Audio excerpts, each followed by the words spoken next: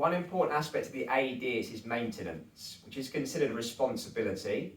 Like having a first aid kit, it's important that someone is checking the unit.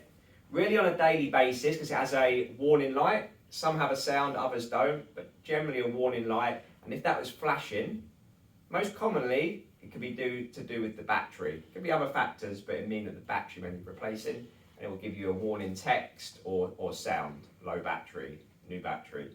The batteries are different unit to unit, but on this one it's encased within the pads itself, and that would be the actual battery connected to the unit.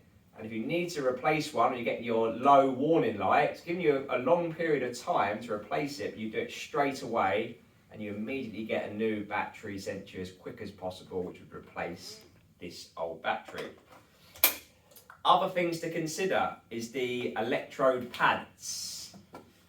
You can actually visibly check, not necessarily daily, but periodically, that these cables are in check. Like any piece of electrical equipment, if these are broken, it could affect its use.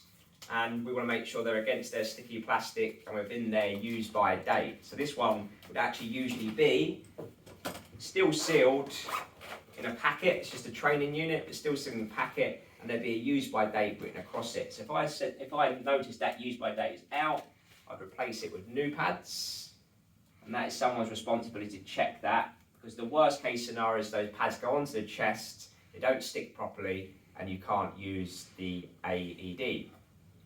With regards to servicing, the best thing to do is to check the manufacturer's handbook with guidance on when to service the unit.